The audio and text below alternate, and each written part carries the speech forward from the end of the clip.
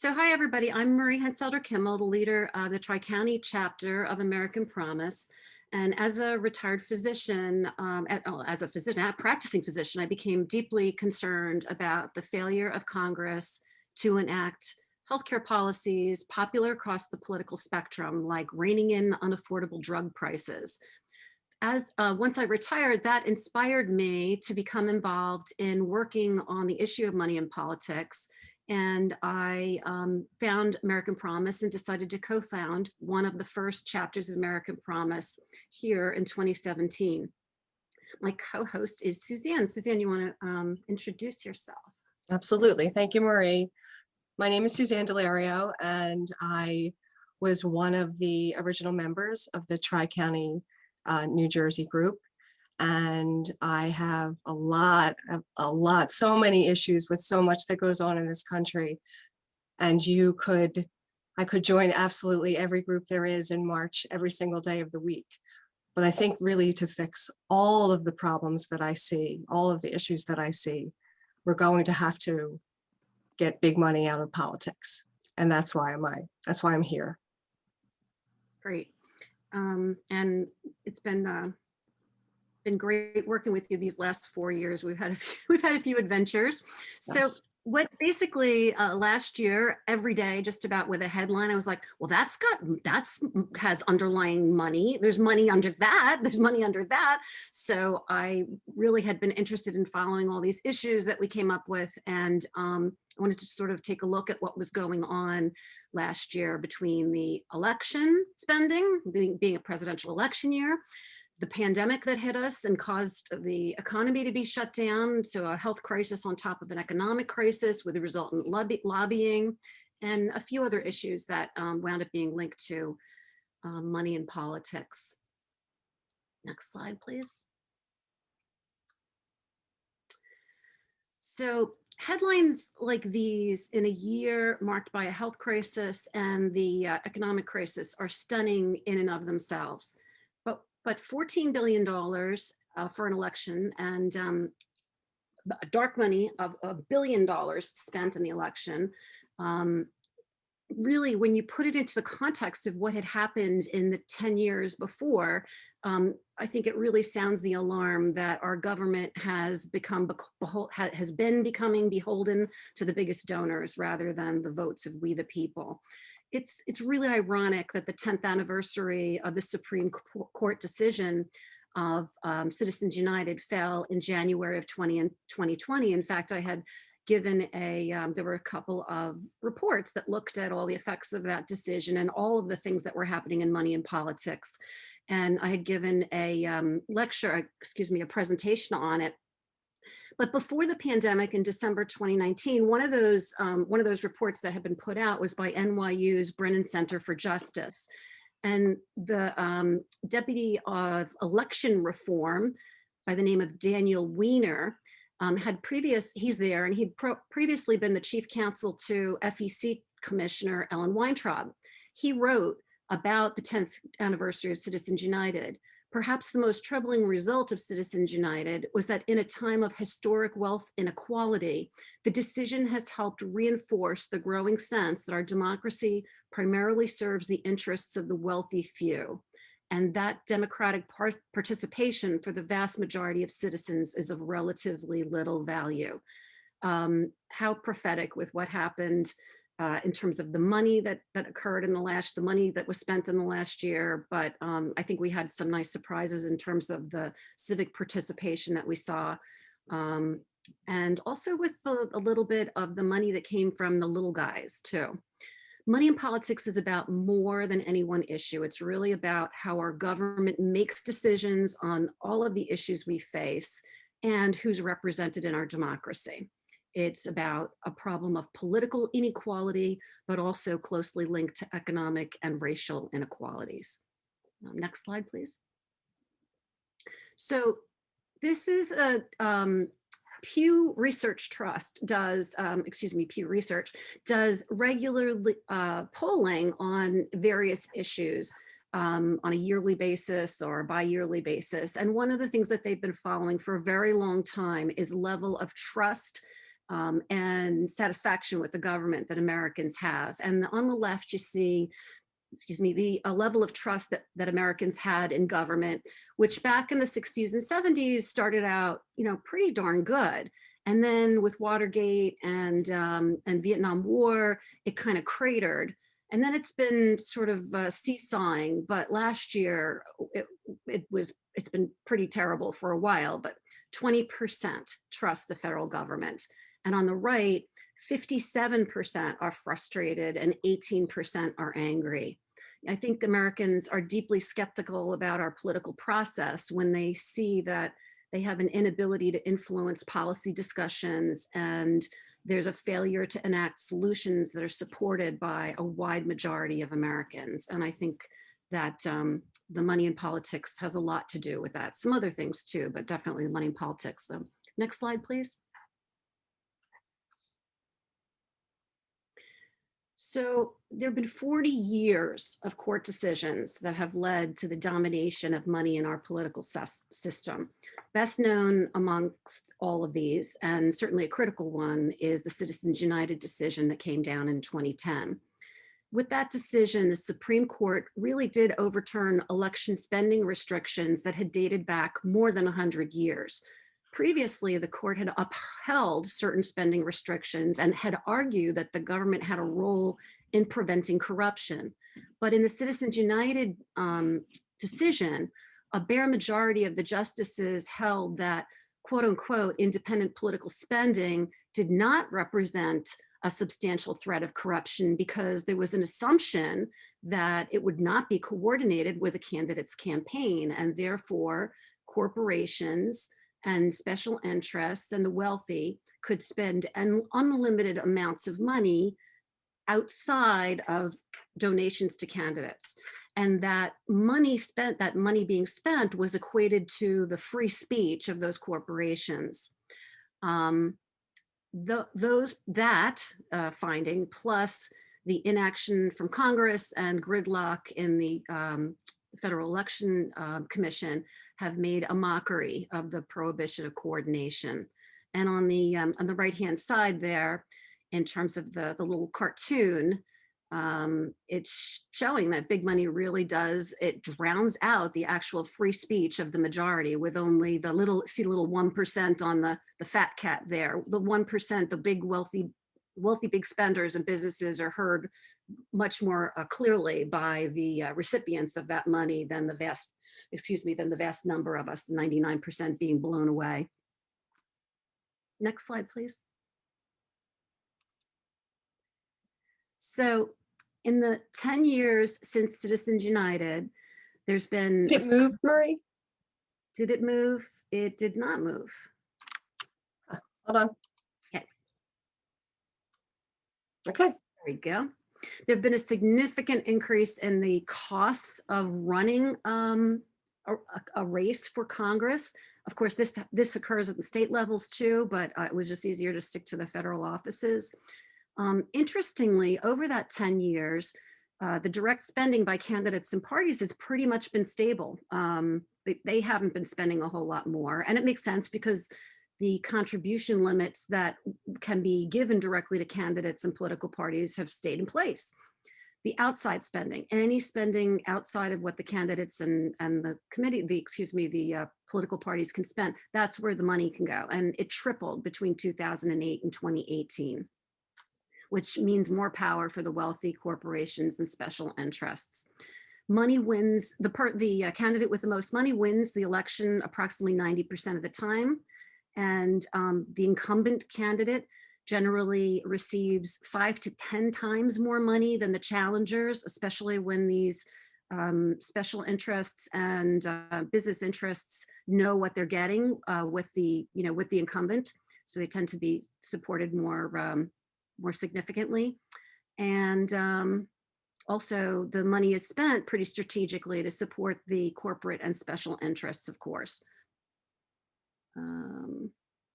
Let's see now. So next slide, please. All right. So what does this mean for political equality? the ability for our votes to actually mean something in our representative government. Members of Congress spend 30 to 70% of time dialing for dollars. So they're calling campaign donors to try to get their campaign war chests filled to be able to compete in the next election. And they're not spending that time speaking with average constituents about their concerns or working on crafting legislation. Candidates of modest means are kind of priced out. There's a prohibitive entry fee basically to get into elections and to be able to run. There's been a little bit of a change in that with the small dollar funding that's happened in the political milieu, but it's still pretty hard for somebody of modest means to overcome that. And that's why I think some of these candidates have gotten so much attention when they are successful in bringing in the small dollar donations. And also, it's been found actually by Professor Gillens at Princeton, along with some co-investigators. They found that the wealthy have 15 times the political efficacy of influencing policy than the 90% of Americans who either don't donate at all or who just give low dollar amounts.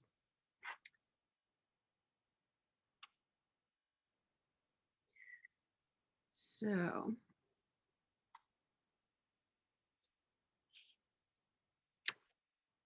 where are we? Sorry, I didn't flip my slide here. So in terms of the dialing for dollars, Issue One is a nonprofit group, a democracy reform group that are composed of former legislators and former government officials. And in the 115th Congress, 2017, 2018, they did this really interesting running counter of how many estimated hours had been spent to that point in the congressional session on fundraising. And they just did basically all candidates are advised to do 20 hours per week of fundraising. So 20 hours per week for times 535 members of Congress by 52 years. 52 weeks, comes out to 1,112,000 hours, 800 hours that they spent over the 2-year session of Congress, which essentially is what would happen in any 2-year session of Congress. But we know that that's just 20 hours per week. They probably spend a lot more than that. And also, since they can't do that in their federal offices, it explains why the DNC and the RNC headquarters are just a couple blocks away from the Capitol building, because they have to literally go to the other office, get on the phone, and call the donors that are going to get them the most money, which are going to be generally the wealthier donors. I can say I have never gotten a call directly from a candidate. I don't know if any of you have, but they're not talking to me, that's for sure. Next slide. So the other reason why this is a problem is that the policy preferences of the wealthy don't align with those of the general public. This is actually some results of some other work that Gillens did. And it just shows on the right-hand side that the general public favor these various social safety net policies in the majority. But the most affluent don't favor any of them in the majority. This is a pretty significant policy difference, which is sort of interesting, because the one it's like 2 above the bottom about minimum wage is kind of an argument that just went on in DC. But when studies show the increased influence of the wealthy is reflected in the policy that's enacted, it's a problem if that policy preference is really not aligning with the majority of the population. So we're going to launch a poll to see what you may have detected in what some of these trends in the money in politics have been in the last 10 years. Can everyone see the poll on their screen? Yes. Great. So I know it's a little wordy, so go ahead and read through. And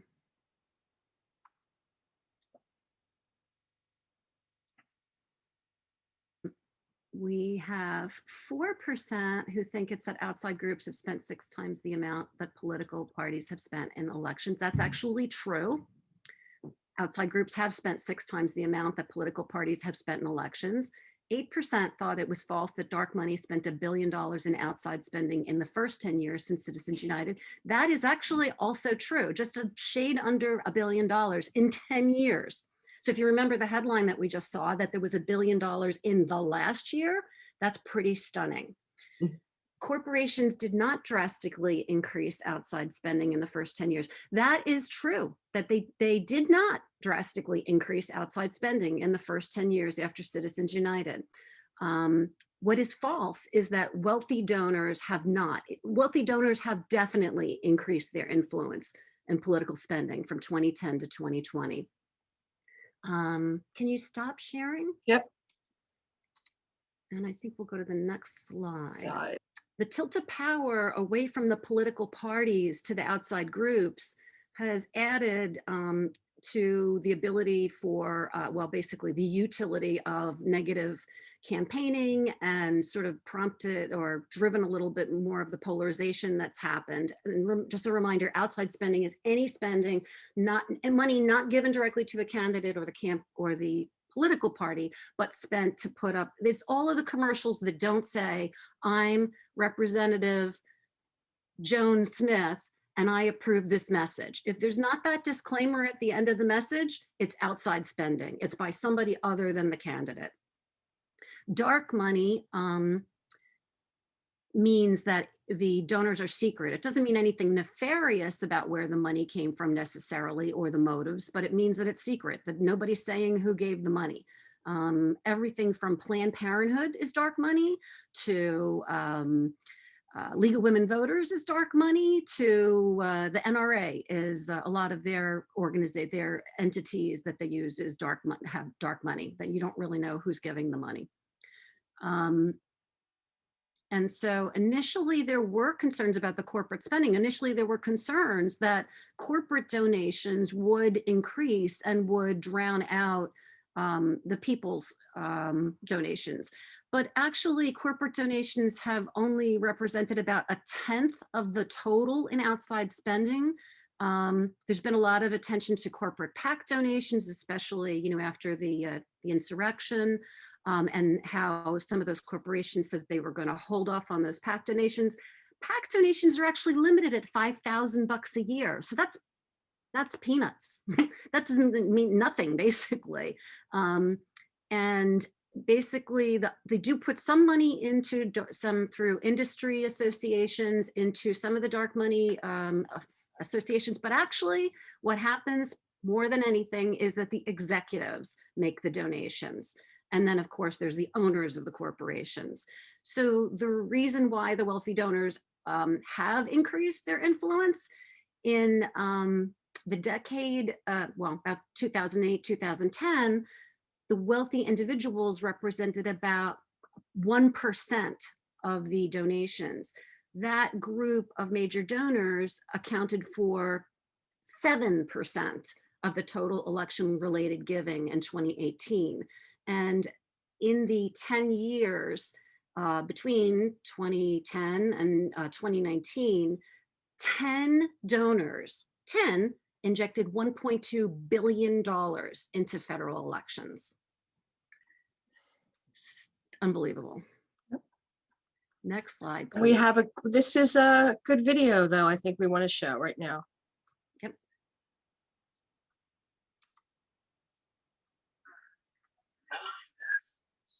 Are now buying elections and influencing legislation through a process that even John McCain calls legalized bribery.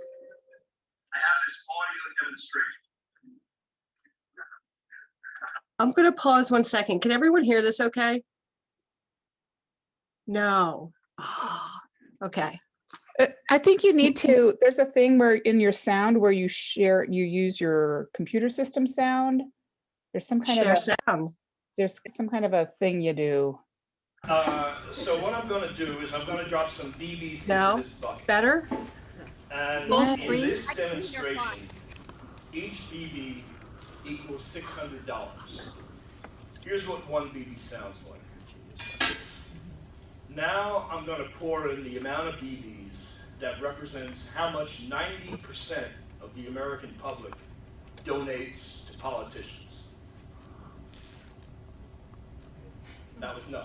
90% don't give anything to politicians. Now, the next 9%, if you take 10 people in the next 9%, here's how much they give. Again, one BB, $600. So 10 people, the average donation for the people in the next 9% is $60. Times 10, 600 BBs.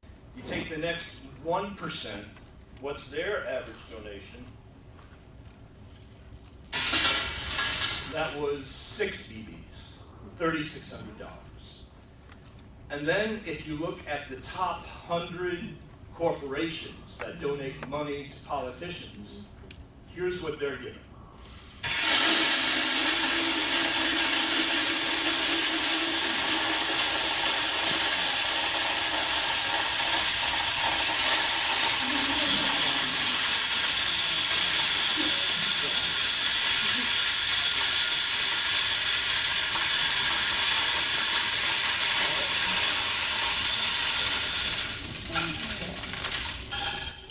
That was 10,000 BBs, the equivalent of $6 million. In the words of my friends at Occupy Wall Street, shit is fucked up.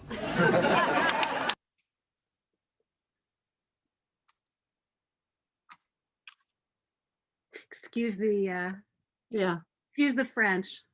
Can we go back one slide? sure. Great. So the one thing that was done in 2017, so he didn't have the 10-year Ben Cohen of Ben and Jerry's, who is very much a proponent of money out of politics, big money out of politics, didn't have the 10-year review of the Citizens United information. So he said corporations. Think you could really substitute in there owners of corporations and executives of corporations. So Do you want to, next slide, two Marie? pie chart- the two pie charts, yeah, just, no, I actually wanted to stay with that one. So Okay. that just basically kind of reiterating that on the left, 1% of the population, that little teeny sliver accounts for 70% on the right of the individual donations given. What the FEC defines as a large donation is $200 or more total. So as he described, obviously the percentage that's really giving even, 70% of that is, a fraction, like 4% or something like that of the whole, of all the big donations. So there's we just did the video, and then let's go to the next slide, please. So the influence of mega donors, top 10 wealthy donors gave the 1.2 billion, as I mentioned before. And in 2020 gave an additional 766 million donated just by the top 10 most wealthy donors. And that obviously did not include, the individuals include Tom Steyer and Michael Bloomberg, but does not include their self-funding of their own presidential runs. This is their outside spending that they made. Next slide, please. And most of those big donor, the big donor money mostly goes to super PACs and social welfare 501c groups, because they all have unlimited donations allowed. Some disclosed, some not disclosed. So here's the overview of what was spent. The money crushed the spending records. When I was setting up that Citizens United Decade Review talk last year, the big thought was, oh my gosh, the elections are getting more and more expensive. In 2018, we spent just on the midterms like $5.6 billion. So gosh, the 2020 election is it's gonna go over $7 billion. Well, yeah, it certainly did. It doubled it. You can also see, interestingly, the gold to the right in each of the bars represents the congressional spending. The green represents the presidential spending. You can kind of see that the congressional spending had started to take over more and more of the spending in the presidential years, but really both the presidential spending and the congressional spending ballooned in 2020. Joe Biden was the first presidential candidate to raise $1 billion in the course of a presidential election, and Trump raised, I think, like 750 million in the course of 2020. And then, of course, we had all of those other candidates as well. Next slide.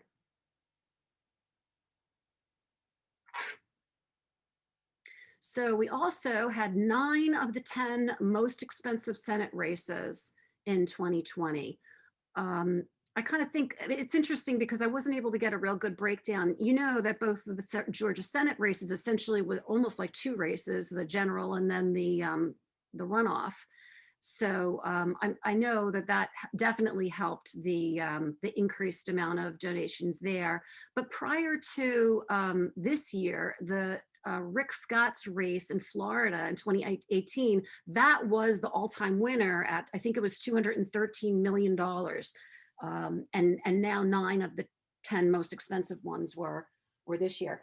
The House races were pretty much the same. I think it was 8 of the 10 most expensive House races ever were in 2020, and all in both the House and the Senate between 2018 and 2020. All of the most expensive congressional races are encompassed. Next slide, please. So this is a kind of interesting finding here. The good news, small donors, those donating less than $200, increased to 22% of the total donations made. In a year of a pandemic and economic strife, people were enthused and I think maybe discouraged and felt like, gosh, I have to fight some of the money with some of my money. And increased, the number of people increased by about 7%. There was also an increase in the number of female donors who donated more than, the female donors who fell into the large donations of over $200 went from 37 to 45% of the numbers of total donors, and also increased to 35% of the total donations made. What would happen here is political campaigns spent big on online ads to build their lists of supporters, and then they sent out flurries of fundraising emails and text messages that we probably, if you made any donations at all, you probably got scads of them a day asking for campaign cash with some dire, you know, this is happening, that's happening, you got to send more money, send more money. The interesting thing is here on the lower left, that very light gray area, 2016 is on the left, 2020 is on the right. You see that it says PAC money. That's what I was talking about with those contribution limited political action committees. So the business interests do use PACs to gain access to lawmakers, but the buying power isn't what it used to be. So a lot of the money in 2019 and 2020 they were shifting over to some of the dark, the dark money, the super PACs and the 501c4 kind of entities. And then, as I said before, the executives and the billionaires put most of their money into super PACs and hybrid PACs. The difference between what happened with a super PAC is that the donors are disclosed, but you can put as much money in as you want. A hybrid PAC is a really interesting combination. It has one arm that can actually make donations to candidates, which you can't with a super PAC. You have to do, whether it be electioneering or online ads or supporting, armies of people to go out to raise interest or whatever for a candidate. That can't be coordinated with the candidate. The hybrid PAC can send they do a half of it that can send directly to the candidate. The other half is like a super PAC. So they can basically do both. Unlimited sums of money for both. And the outside spending totaled nearly $3.3 billion in 2020, which almost doubled the amount, which was the high water, the record amount that had been spent in 2016.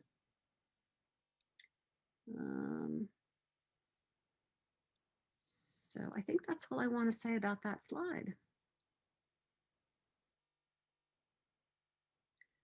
So here we are with the top individual that funded the outside spending in 2020. So as you can see, it's not really prominent, but there are little red and blue stripes next to the names. So you know which way they were donating. None of these top 10 did donations to both sides, really. The top 100 individual donors gave about $1.1 billion of the 1.6 billion total given to outside spending groups. And as I mentioned before, Bloomberg and Steyer's totals don't include their self-funding of their presidential runs. Bloomberg spent 1.08 billion on his campaign, and 99% of it was his own money, very, very little from anybody else. And Steyer put $341 million into his presidential campaign, and 98% of that was his own money. Next slide, please. So this is just a little review back about the decade since Citizens United. 963 million in 10 years by dark money groups given, whereas in the prior decades, only 129, prior decade, 2000 to 2010, only $129 million had been given in that 10-year period. And as you can see, the red, a lot of conservative money here over the course of the 10 years. Majority Forward is a, I believe it's a super PAC affiliated with Chuck Schumer, with the Senate, Senate minority leader then. And the only purple one here really is the National Association of Realtors. So I'm going to show you a couple slides, and I couldn't do it on one slide very easily, so I'm just going to show them to you in succession, because there's a story behind where this money came from over the course of the last decade. So the next slide is going to be showing where the money came from for these dark money spending groups in 2010. So really right-leaning groups, and $30+ million by the Chamber of Commerce, the top spender. And in 2012, which now we're going to a presidential year, so twice as much money, more than 60 million, but still predominantly conservative groups, with the exception of League of Conservation Voters. Next slide, 2016. So you see a few more. We're back up in the 60 million range. Oops, sorry, not quite, 45 million. And the NRA, big donations in 2016 to President Trump. And you start to see a couple of the liberal-leaning groups spending a little bit more into this dark money avenue. And the next slide, please. 2018, this is the midterms, and wow, the first time that the liberal-leaning groups outspent the conservative, and boy did they. And then we have the next slide, please. We have 2020. So more than $1 billion of total dark money. And this kind of just shows the breakdown of where they put the money when they spent online ads, digital ads, contributions to political groups, TV spending, FEC, and then only $88 million of reported spending because it's dark money, remember, undisclosed. But sometimes there's a little bit of a mix in there, and that's why they had 88 million of FEC reported. What Open Secrets does is there's ways that they can backdoor into this information, and that's kind of what they do to track it. Next slide, please. So other big story that the Democrats dominated the dark money in 2020, $514 million versus $214 million. So a big switch from the early part of the decade when the conservative dark money spending was, way outpaced the liberal, and now a flip the other way. Next slide, please. So, who are the top spenders here in the dark money? Was this PAC One Nation PAC, which is a 501c4 associated with McConnell. Basically the leaders, the congressional leaders had a number of these PACs. The American Action Network PAC, affiliated with the Republican House leadership. House Majority Forward is affiliated with Pelosi. And nearly 3 out of every $10 of dark money spent was directed by congressional leadership in 2020. $330 million of it was spent on ads. So it's, the public is kept unaware of which wealthy donors are influencing the party leadership in negotiation on COVID relief during the time of a general election, which is, not optimal for the best will and the best interest of the people to be represented. So here's we're ready for that. So this, I really, really like this cartoon. Little on the left is the great American democratic process of the soapbox and the ballot box. That's the great American democratic process. And of course, we have all of this campaign cash just flooding all of it. So I want to talk about something else that was a major financial big money aspect of 2020, which was lobbying. It's our next slide. So lobbying has been interpreted by court rulings as constitutionally protected free speech and a way for corporations and businesses and people too to petition the government for the redress of grievances.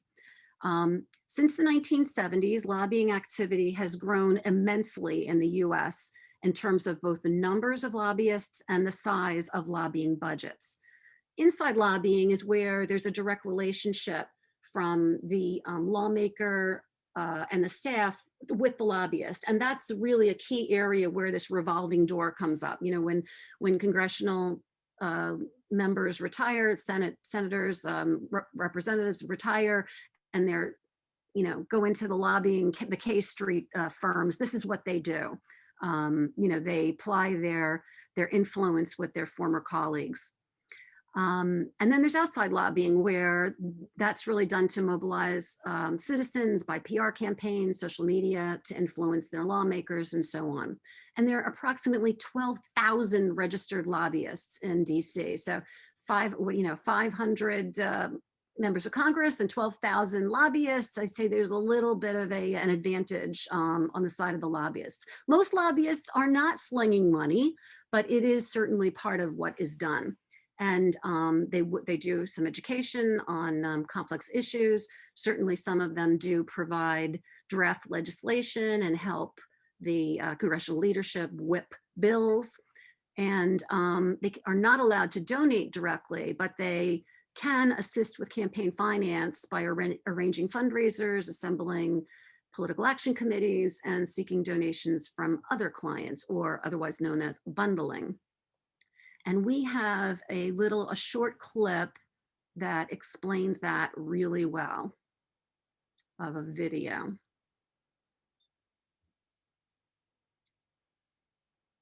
All right, so we're gonna do this again.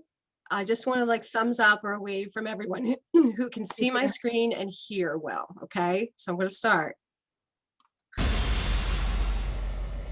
Dark money has an insidious impact on our politics. But lobbyist bundling and donating money directly to congressional candidates is an even more blatant example of corruption.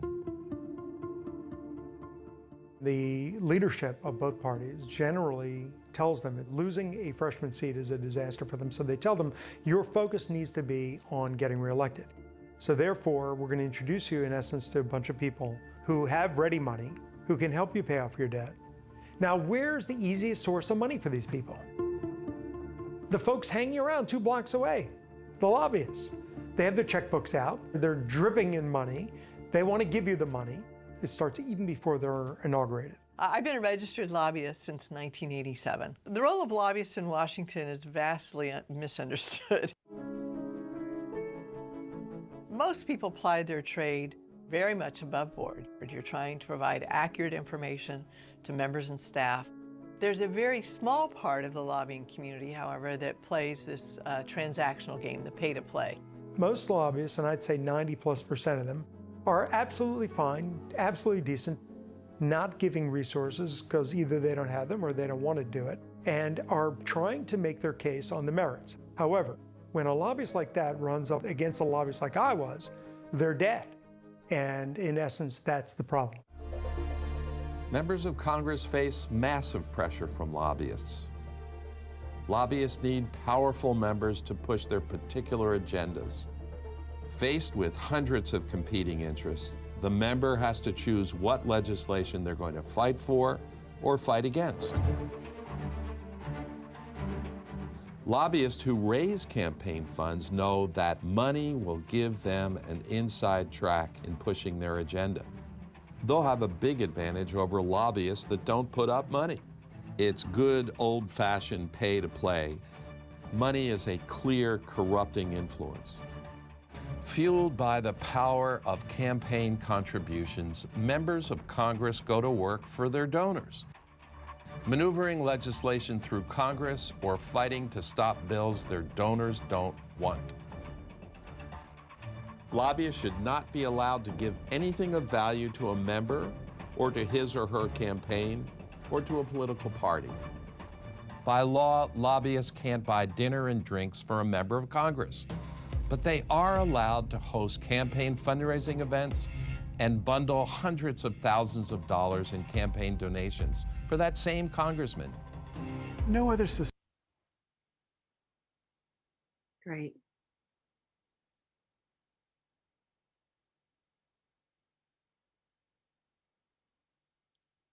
All righty. So let's just go to the next slide there. So why do they do it? Because there's a return on investment. This was an article from Forbes magazine in 2019, how the Fortune 100 turned $2 billion in lobbying into $400 billion of taxpayer cash. And they basically they did an audit from 2014 to 2017 and looked at the Fortune 100 and found that through the money that they did spend on lobbying, on different ways that they spent this $2 billion, some direct to lobbying firms, others somewhat through campaign donations and what have you. But they reaped this money that basically was the values came in federal contracts and grants equaling $338 billion. They avoided income taxes and collected billions of dollars in taxpayer subsidies that funded the research and development costs that they had for their various, whatever their product was. And they would go after every single dime, as we saw in, in some of the lobbying that happened with the pandemic relief bill. So it's stunning, that's a 200 to 1 return, right? Some of the other examinations of this effect have said it's as much as 700 to 1 for $700 in tax subsidies and federal contracts for every $1 of lobbying money spent and more in some instances as well. So this is partly why they do it. Next slide, please. So 2020 wasn't a record year for lobbying, but it was one of the top 3 out of the last 10. $3.5 billion of lobbying. The first quarter, however, did break records.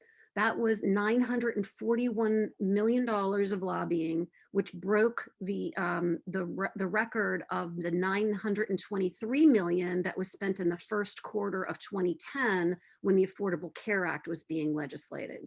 And this lobbying was all of last year, of course, was all focused on the CARES Act, the first COVID Relief Act bill. Next slide, please. So this slide is the number of lobbyists that were employed, and only the American Recovery Act in 2009 had more lobbyists than the CARES Act, and then the HEROES Act, remember, was never enacted. That was what the House passed, but the Senate never passed. And then the Affordable Care Act is down there.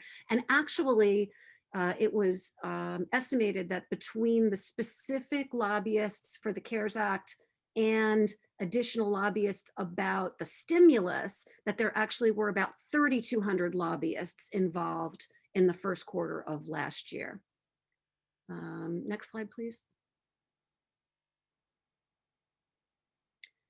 So you can see here that the two big spenders and the ones who really made out were the healthcare sector and also the finance, insurance, and real estate sectors. The health sector, then you're talking about health insurers, pharmaceuticals, American Hospital Association, they're all in the healthcare sector. They shelled out a record $615 million. Of course, there were windfalls to hospitals and lucrative contracts to pharmaceutical and medical device manufacturers, all reaped from that money spent. Finance, insurance, and real estate were really boosted by the National Association of Realtors, whose, we know that Congress owns a lot of investment in real estate. And the CARES Act actually included tax breaks for real estate investors, which doesn't make a whole lot of sense to me, but that obviously was what was included in there. And of course, there was a lot of emphasis on giving relief and mortgage and rental assistance, which was good for the people, but also the realtors were very interested in pushing Congress to make sure that that was included in the CARES Act bill. Next slide, please. So last year was the first time since I think 2000 that the U.S. Chamber of Commerce was not the top lobbying spender, but it was the National Association of Realtors, as I just mentioned. The interesting thing about the chamber was that they kind of made they spent a little less on lobbying, but they also kind of made a reversal. Over the course of the decade, they really had been endorsing Republicans in terms of political spending, but they made the step of endorsing congressional Democrats in the campaign last year. And they've supported quite a few of President Biden's plans, including the relief bill that just, the American Rescue Plan that just passed. If you look down the list, you see two interesting listings, Facebook and Amazon. Now, those are solo companies. That's not a big, everything else that's listed are big conglomerations of industry interest groups. Amazon and Facebook topped all single companies on lobbying in 2020, basically focused on the attempt to defeat calls from lawmakers to regulate them or break them up. And they've been spending in lobbying in the last number of years, but last year was a pretty big one for them. All right, next slide, please. So, in this time of shared sacrifice, we must all wear our masks and run away with the cash for the tax breaks and the windfalls and the corporate bailouts, while people were suffering. And we know that there definitely was help for the common American, but there were definitely missteps made in terms of small businesses not getting the help that they needed right away, and certain sectors of the economy not really being attended to at all initially. So one of the things that held up the second stimulus, next slide, was this idea about suing for getting the coronavirus at a reopened business. And this is actually from New Jersey Advance Media, but it was discussed around the country. And the issue here was, if you remember, Mitch McConnell, said it's a red line that he won't pass any other relief bills unless there's a limitation on liability, basically prohibiting claims against corporations, because the claim was that there'd be a flood of lawsuits and that there would be economic devastation from the flood of lawsuits. Now, the US Chamber was supporting and lobbying on that, National Manufacturers Association, and they definitely were in favor of limits on their liability suits. And on the other side, lobbying on that particular issue were, of course, labor unions to protect their workers, Public Citizen, Main Street Alliance, representing small businesses, and the American Association of Trial Lawyer for Justice, which is the trial lawyer group. So this is this is some of this lobbying, fighting going on back and forth. And I guess it came to a stalemate, but because we know that liability limitations were never put into the relief bill that eventually passed at the end of the year. Next slide, please. So there were some little bit of, this was something really troubling to me, outside spending in the pandemic, where this group called the America's Frontline Doctors, at a point when it had already been clearly stated as it could be, that hydroxychloroquine was not effective in fighting COVID. This is in the late spring of last year, and that it should not be used. But there was this campaign, a PR campaign and otherwise, to push for its use. And this group of doctors, American Frontline Doctors, who went to the Capitol, and there were, I think, 12 of them from the article. There were 12 of them and fewer people recording it, but it was in front of the Capitol, so they looked pretty official. And they were promoting anti-mask and anti-public health measures and pushing for this use of hydroxychloroquine. And they were funded by these various dark money groups. They were also affiliated with some of the push to early reopen, not based on any medical science, but based on the funding of these dark money groups. And they wound up, I saw some things that linked them to some of the funding behind climate change denial, actually. Denial of COVID and climate change denial funders had many things, and many people in many groups similar, pushing both of these things. There was also, there's an article in Open Secrets, the Center for Responsible Open Secrets, about all the money in politics. They had a report that these same groups behind these frontline doctors had also spent massively on a big text message and petition campaign to send letters to President Trump to encourage approval of hydroxychloroquine. And some of the other funders of that was the Job Creators Network, which was founded by the Home Depot founder. And he had previously received $500,000 plus in donations from Big Pharma and some of the other pharmaceuticals. So that's pretty troubling that these dark money groups were trying to push misinformation on medical science. I particularly was very upset about that whole situation. Next slide, please.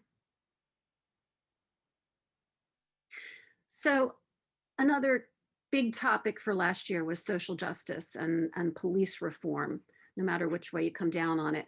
And this was an interesting article from The Guardian looking at police union spending. And because we'd been hearing, my husband is some friends with some cops in his hometown in Erie, Pennsylvania, and they were reporting that they really thought that there should be some changes in police reform, but their union representatives had these really the stances that nothing should be changed, and they had to work against this. So I thought that was interesting. And then this article came up. The Guardian did an analysis looking at local, county, state, and federal campaign finance records, and found that police unions and officers in the three largest cities had spent tens of millions of dollars annually over the course of, I forget exactly how long they went back, but it was a number of years.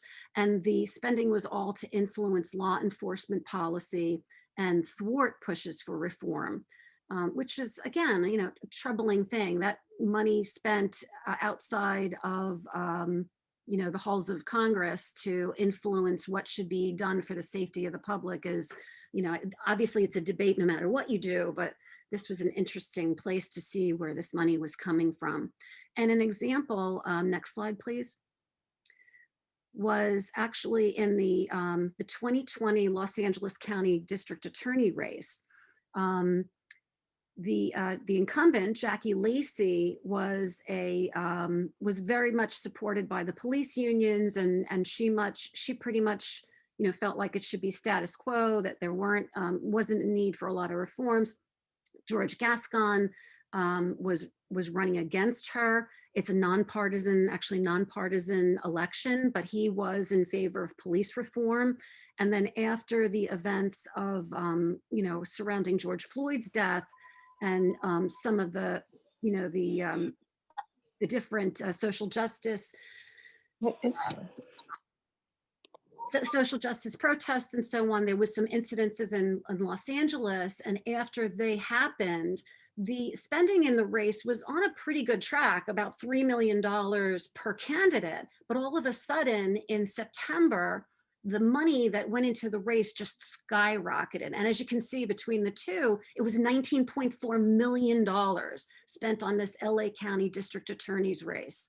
And the spending, the donors, on the part of the incumbent, Jackie Lacey, 72% police unions, and on the part of the challenger, George Gascon, 53% wealthy individuals, including George Soros, who had donated $3.8 million, and the philanthropist, Patty Quillen, who apparently is a well-known philanthropist in California.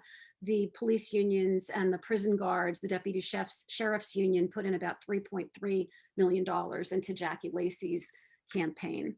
So just another place where these big money battles that, it's like it's a money arms race in terms of the political system. So Suzanne, I think you're up. So I have the more positive side of this presentation, and I won't tell you what it cost me to get to present this end. But so I want you to imagine a government run by people, not money. I guess I'm moving my own slides. American Promise is a cross-partisan nonprofit organization to empower citizen advocacy action in all 50 states to pass the 28th Amendment to get big money out of politics so that we the people, not money, govern.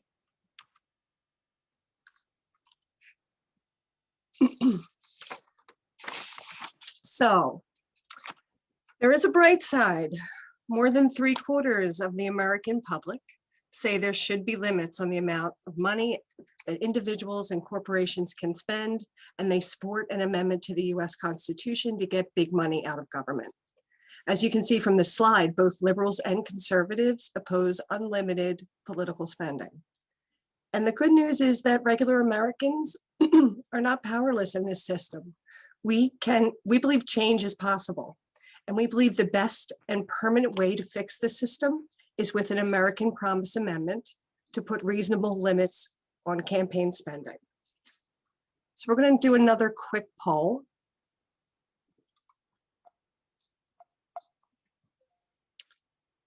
So I'm just going to jump to the correct answer, which is 8. So congratulations to the 33%. Give yourselves clapping hands for the 8. So why an amendment? Why not a law? Why don't we just create a law that gets rid of all this big money out of politics? The reason why we would need an amendment, because it's the only way to create lasting structural reform. for the US Constitution. Americans have historically overturned dangerous Supreme Court decisions using an amendment. You've seen that it's been 8 times, and we can do it again. So to pass an amendment, you need 2/3 of Congress to vote for the amendment, so it makes cross-partisan support a necessity. We can enact laws to require transparency of where the dark money is coming from, but amendment is needed to create a permanent solution. So American Promise has been conducting town halls for several years now, gathering input from across the United States and the political spectrum. And amendments generally happen in turbulent times. So now is our time.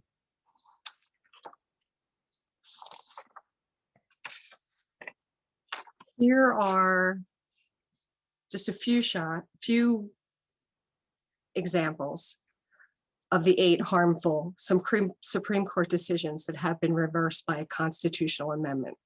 You can see that one banned slavery, one gave women the right to vote, another one provided voting rights for citizens ages 18 years of age and older. So the overall gist of the American Promise Amendment will empower Congress through federal, state, and local legislatures to distinguish the rights of legal entities like corporations, unions, super PACs from the rights of natural persons. The American Promise Amendment also allows Congress and the states to set reasonable limits on political spending. It ensures fair and free elections for all Americans, and it secures the right for all Americans to have equal participation and representation. So the next up amendment to be reversed is the Citizens United decision that says money is speech, which unleashed unlimited political spending.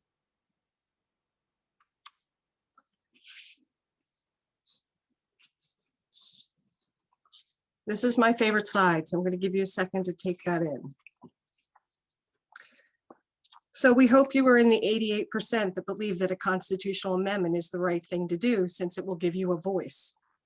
And the good news is that an amendment to end the domination of big money in politics has already made significant progress. Across the nation, more than 800 cities and towns have passed resolutions in favor of such an amendment, and millions of citizens across the nation are united in working toward this solution. In 2020, Alaska and Virginia became the 21st and 22nd states to formally call on Congress to pass such an amendment, and that crosses the halfway point to the 38 states needed to ratify. These 22 states represent 156 million Americans and 48% of the US population. So American Promise is 5 years into a 10-year strategy. We achieve success through empowering Americans from all walks of life, and your unique voice and support is critical to working together to win our amendment by 2026. So what you're seeing in yellow here is the 116th Congress. These were the numbers up until that point. Now we're in the 117th Congress, so up in the right-hand corner is the 2021 update, which now, the count starts all over again. We have 63 reps that have signed HR Resolution 1, and the Senate will introduce it soon.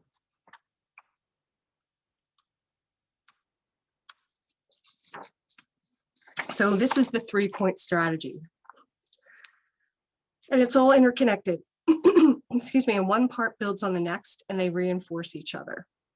So our goal is to educate and build support with state and local legislators so that we can gain momentum with our members of Congress. Because as you saw from the last slide, we need a cross-partisan amendment language to be approved by 2/3 of the House and Senate. Once we have that, that all gets brought back to the states, which kind of closes the circle and definitely makes a convincing point that we have the backing of most Americans to move this through as an amendment. So this is why we, American Promise, have been reaching out to state legislators to sign the American Promise Candidate Pledge so that they're on board when we bring this legislation back for ratification by the states.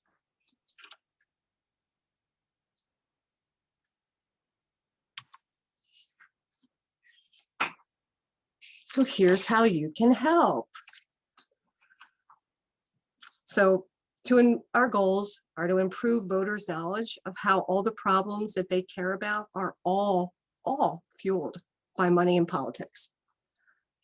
American Promise and local chapters like the New Jersey chapter can use their number of supporters who have signed the Citizens Pledge to reinforce their efforts as they talk and work with members of Congress. So one thing that we would very much like for you to do is to sign the Citizens Pledge.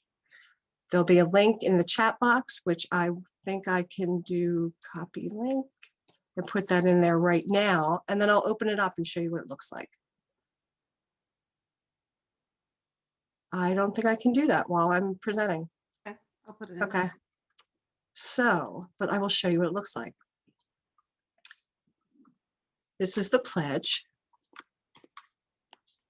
You're providing your name and your state and your email and your phone, well, your email. You don't have to provide your phone number. And maybe you have a reason why you're pledging, and your street and city. And then you can also check a box if you're interested in volunteering. And then the more citizens pledges that each state has, the more the American Promise chapter in your state can talk to your members of Congress and say, look at all these people who would like to demand an amendment to end the domination of big money in politics. So at American Promise New Jersey also has a lot going on. We're preparing for the conference and lobby days in May, and we're starting a candidate pledge campaign for our state legislative elections this year. So to join us in New Jersey, the email is tricountyapa@gmail.com. And all of these links will be sent to you in an email after this presentation. So I'm just going to go back. So you could join our New Jersey American Promise chapter or a local chapter in your area. And we will have a link for you to join us for the free virtual American Promise conference that's held in May of this year. And this is the contact information for the New Jersey chapter who's presenting tonight. Twitter, Facebook. And I'd just like to thank everyone for being with us tonight.